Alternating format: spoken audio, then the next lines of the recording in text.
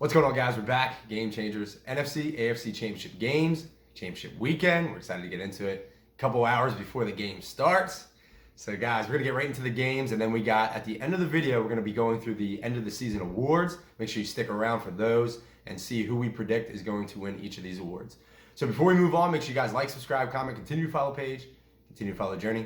We give glory to God in every video that we do. I'm back with my boy Nick. He's got his X-Men shirt on. He's rocking it. And, guys, if you can't see, we still got our Christmas tree up, so we're still in the Christmas season. So, all right, here we go. First game is going to be the Bengals versus the Chiefs. I'll take this one, and then my man Nick can take the other one. So, guys, Bengals versus Chiefs. I can't believe this is the matchup. First off, the Chiefs, I'm not too shocked with because I knew that game was going to be a toss-up last week. But the Bengals, man, they keep rolling. So, and this was this man's pick for the sleeper for the Super Bowl. That's right. So, but in this game, I got the Chiefs, and the reason why I got the Chiefs is because if the Chiefs can beat the Bills, who I thought was going to be the powerhouse out of the AFC, I don't see the Bengals beating them. Joe Burrow's looking great, though, and the Chiefs have a bright future, but he's still young. Patty Mahomes has been here before, and I think the experience is going to get him over the top. I think the key for the Bengals in this game is Joe Mixon. They got to keep Patty Mahomes off the field, and if Joe Mixon can run wild in this game, then I think it'll be pretty close. And also, these two teams have played each other in the regular season, and the Bengals did win.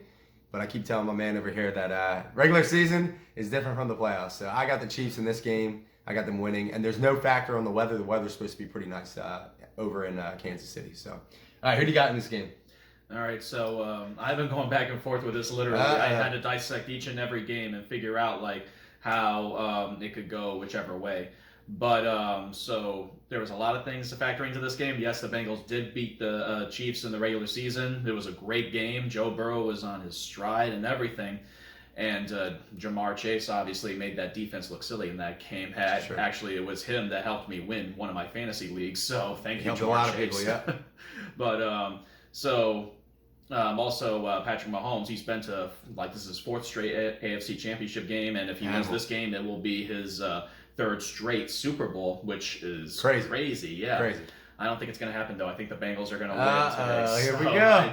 I'm picking the Bengals because, I mean, they were my dark horse pick. So, I mean, I don't want to go against that. But at the same time, like, I do think the Bengals will do enough in the game to overtake the Chiefs. The other thing, too, is I don't think the Honey Badger is going to be back in this game. And that's a big deal for the secondary. And I think Jamar Chase is going to go off. And not just Jamar Chase, but you look at guys like Tyler Boyd and T. Higgins and C.J. Uzomah. He's becoming a pretty good tight end lately, and Joe Mixon, obviously. So it's like they have a great offensive unit. Now, whether or not their defense can hold up Patty Mahomes, I have no idea.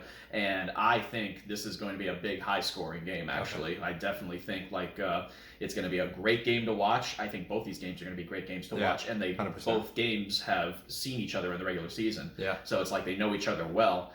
But I think Joe Burrow's really putting himself over as especially and we're going to get to the video of our selections for the awards and stuff, but the way Joe Burrow has become now from what he was last year and the coaching staff and everything, I definitely think the Bengals have become that amazing team that nobody saw coming. That's true. And I definitely think that the Bengals are going to do enough to advance to the Super Bowl. But if the Chiefs win, I won't be upset about it because, I mean, I would love to see Mahomes try to get his second Super Bowl in 3 years and then go into the Super Bowl for 3 years in a row. The Chiefs have been amazing. So, I mean, it's going to be a good game regardless, but I'm picking the Bengals. There you go. So we're split. Forgot to tell you guys, I'm 7-3 in my predictions. What's your overall? One behind you, 6-4. So 6-4, 7-3 in our playoff predictions so far. We both had a kind of a rocky last week. But we had a pretty good first week of playoff that Niners predictions. Game screwed us. Yeah. So, but also, put in the comments, if Patrick Mahomes wins this year, where do you put him all time for quarterbacks? He's still super young, but that's 2 Super Bowls in 3 years going to the Super Bowl. And that's 2 Super Bowl wins. That's pretty wild. So absolutely. Make sure you put that in the comments too. So, all right, guys, we're going to move on to the next game, the final game this weekend. We got the 49ers versus the Rams. Rams are going to be home. And I'm going to let my man Nick go first. Okay, so this game, I think, was the toughest one for me to pick because so many factors here. They're both division rivals, and they actually played each other twice. Yeah. And this really I had to really think of how my pick was going to go for this one because I couldn't believe when I saw the Niners beat the Rams twice this year. Really? Yeah, Wow. they beat them in the first game, and then they came back in the second game. Yeah. So the way I saw it was like, wow. So I mean, the Niners do have that edge going against the Rams, and also the Niners match up well with the Rams with their defense and their running game, and not to mention Deebo Samuel's a beast. Yeah, he's an animal. So it was tough for me to pick this one. And the other thing too is it's tough to beat a team 3 times in the same season. 100%. Think of all the teams that have done it, and it's like very little. Yeah. It hasn't happened that often. So yeah, in recent time, you think of the Saints and the Buccaneers. Saints beat the Buccaneers twice in the regular season. I think it was last year, right? It was last year. Yeah, the Saints beat the Bucs twice in the regular season, but the Bucs just beat them in the playoffs. Yeah. So it's like it's tough to beat a team 3 times. 100%. So with this one, it was really tough for me to dissect on how to go here. Plus the Rams, look at what's going on lately with Cooper Kupp and the entire and also their defense did pretty good except for the second half against Brady. So yeah, that was more of turnovers, I think, than really the defense. I don't know what the offense was doing, but they're just way too many turnovers at the end of that game. Yeah. So you got to kind of fault the offense more than the defense. Yeah, silly turnovers, like the one went over Matt Stafford's head. I'm like, what is going on here? I was about to call in and say, hey, the NFL's rigged if they were going to wind up losing. So I was like, wow, Brady's going to be coming back over this nonsense. Crazy. Like, amazing. Crazy. But so it was a really tough game for me to pick. Either way, I think it's going to be another good game. I also kind of looked at history as well, because with the way I picked them, it's going way back. Here we go. Way back, because the Bengals and the Niners played each other twice in the Super Bowl, and both times the Niners beat the Bengals in the Super Bowl. And also, too, the Bengals have never lost an AFC Championship game based on history. So are you picking the Niners? Am I picking the Niners? Yeah. There it is. I'm picking the Niners. So my Super Bowl prediction is going to be the Bengals against the Niners. It will be the 3rd time that they played against each other, and I think it's going to be an interesting Super Bowl. But if the Rams win, I still think it's going to be a good Super Bowl. Right. But I'm basing this pick off of history, so I'm thinking the Niners are going to beat the Rams. So he builds it up, and he says it's so hard for a team to beat a team 3 times in a row, and then he saes, oh, they're going to beat them anyway. So yeah, you know me. There you go. Yep, exactly. So all right, guys, my pick, it's going to be the Rams versus the 49ers, obviously. I got the Rams in this game. I think they got home field advantage, and then going in the motivation that it's going to be in LA this year, the Super Bowl, I think that's extra motivation as well.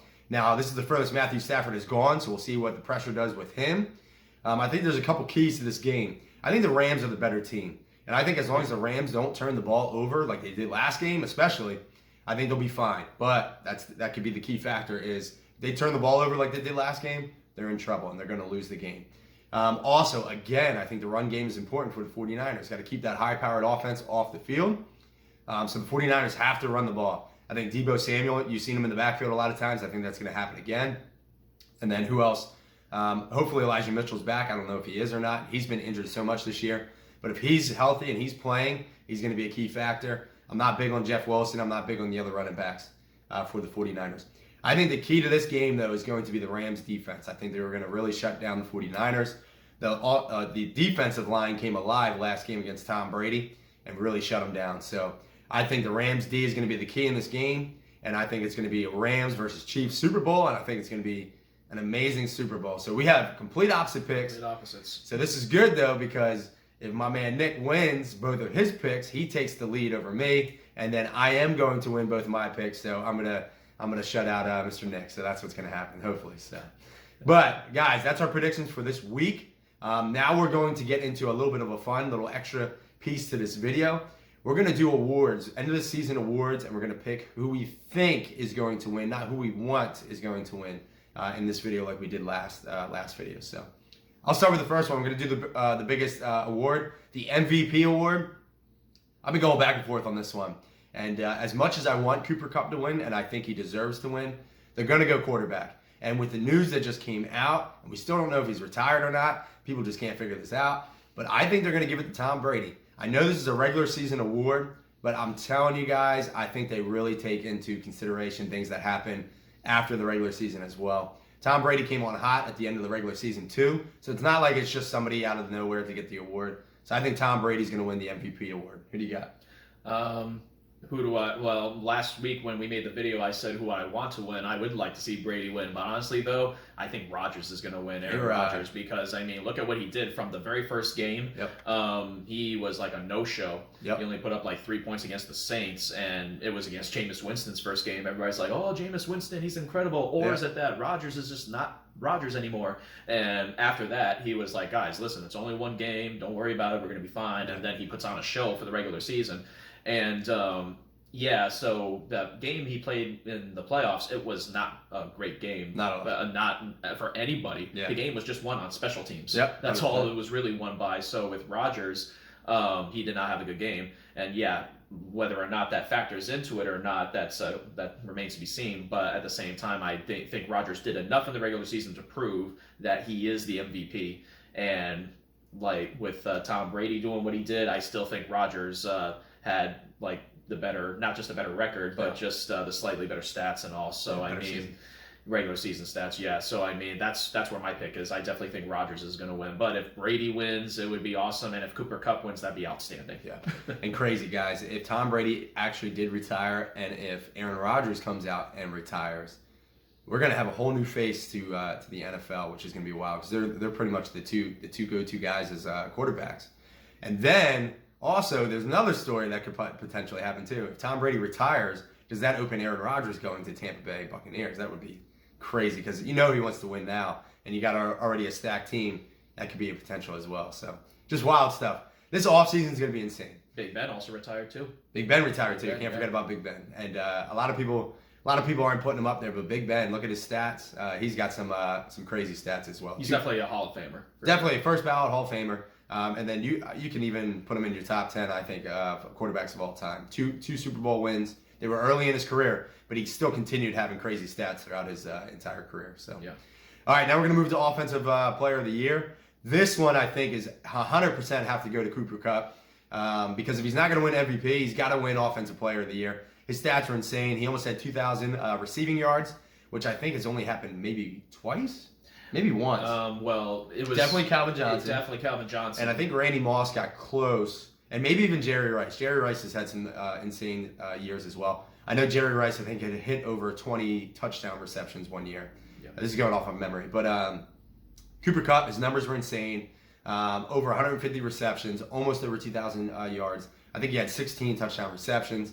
And what he did last game, I know it's not regular season, but what he did last game to be that clutch, I think he wins Offensive Player of the Year. Who do you got?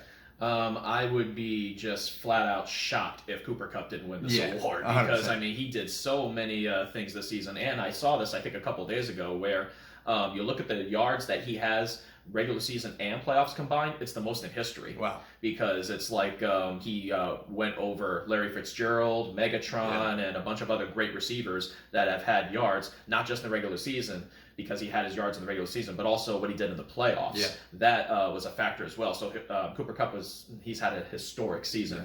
So I mean, if he does not win Offensive Player of the Year, I think there needs to be an investigation. 100%, definitely. So, and to be fair though, there is one extra added game in the regular season this year, which does taint some of these records. So I'm not a fan of the extra game.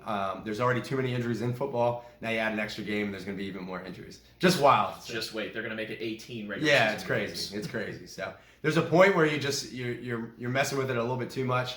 So as football fans, it's cool that there's more games, but at the same time, as an old school fan, I don't like how they're messing with the rule books and stuff like that. Yeah. So, all right, Defensive Player of the Year. I think this one's an easy one. I'm going T.J. Watt. He tied the NFL record for most sacks, and even though they added an extra game, he missed a few games, and I think he played 16 total games, or it might have even been 15. Yeah. So it's not like he went over the regular 16 games in the season, and he tied the NFL sack record, and he's just a monster on defense. When he's on the field, he's such a presence, and he's good every single year. And I think he wins this award by a landslide. I got T.J. Watt for Defensive Player of the Year. Who do you got? For this one, yeah, I'm going T.J. Watt, but at the same time, there are definitely names to be put out there and stuff. 100%. You have Micah Parsons, who had an amazing rookie year. There's Myles Garrett. There's Aaron Donald. There's been, and plus Trayvon Diggs with the way he's gotten all those picks. That was a great season for him. So there's definitely a lot of defensive players that you can go off of. But I mean, the numbers don't lie. You can't deny the numbers. And T.J. Watt has had a fantastic season while playing less games. So that's the way I would see it as well, as like T.J. Watt. Like, obviously Micah Parsons, he was on pace to become like a potential defensive rookie of the year and a defensive player of the year, and that hasn't happened since Lawrence Taylor, LT, from way back in the day. But going way back. Yeah, that's right. The Young Bucks. The Giants, my team. Let's go. There we go. But the way I see the the way I see it though is T.J. Watt. He should definitely win it based on the numbers that he put up in less time. I think he should definitely get it. Yeah, if you tie an NFL record, I mean, it should be a no-brainer in my opinion. And then all the people you named, they did not have the season that T.J. Watt did. And the thing about Trayvon Diggs too, all those interceptions are great, but if you look at a lot of his plays, he gives up a lot of plays too. So I think the people who really understand the game and not just the numbers of, oh my goodness, look how many interceptions he's got. You see that he gets burnt on a lot of plays too. So you got to take that into consideration. So, all right, we just went through offense and defensive player of the year. Now we're getting into offensive rookie of the year and defensive rookie of the year. We'll start with offense. Offensive rookie of the year. I hated on this guy in the beginning of the year, especially with a lot of the stuff that came out about him not being able to see the football, a lot of drop passes and things of that nature. But I got to bite my tongue and I got to take my words back. Jamar Chase went off this year. I thought he was going to be a bust, but my man went off. The reasons why I did too was because I thought it was just there's so many good receivers in Cincinnati. But I mean, that's Joe Burrow's guy. He probably told the coaches too, hey, we need to go and get Jamar Chase. He's my guy. I feel comfortable with him. And listen, what he did this year, it ain't lying. So he crushed it. So I got Jamar Chase as my offensive rookie of the year. And who do you got?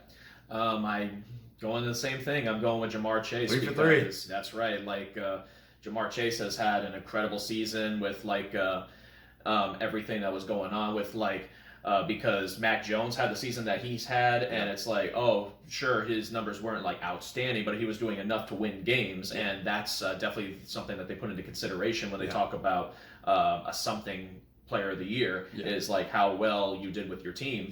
And at first I thought it was going to be Mac Jones, like the way he was winning. He was on that winning streak, and people were thinking that he was going to win a division, and I thought that he was going to win Rookie of the Year. But then Jamar Chase, he was on fire as of late, and like I said, he helped me win my one of my fantasy leagues. So I'm definitely thankful for the guy. So I'm definitely going with Jamar Chase on this one. I think he has done quite enough to where it's like his wide receiver numbers were outstanding to the point where he can beat a quarterback in this category.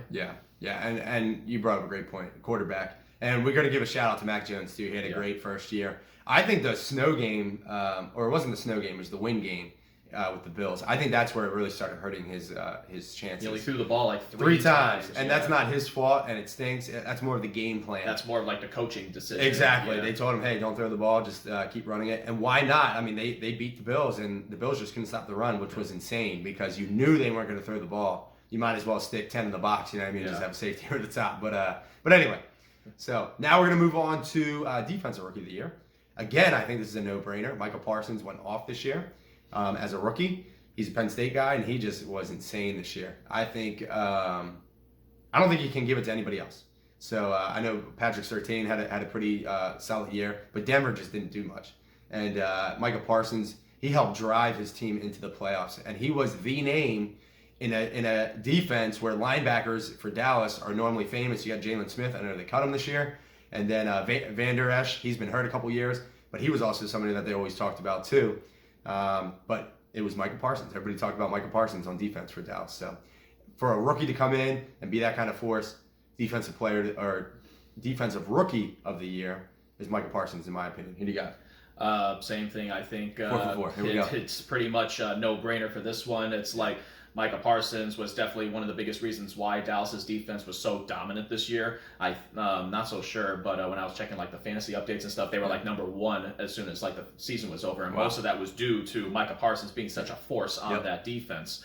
So, like, there's not much to be said. I mean, Patrick Surtain, yeah, he had a good season as well, but I mean, nothing like Michael Parsons. Yeah. So, I would definitely give it to Michael Parsons on this one. I don't really need to say anything else after that. 100%. I think these last two awards are going to be close. The first one is Comeback Player of the Year. I think there's two choices that you can pick from. I think it's Dak Prescott, and I think it's Joe Burrow. Nobody else really comes to mind. I could be forgetting somebody. But I think they're the two top ones.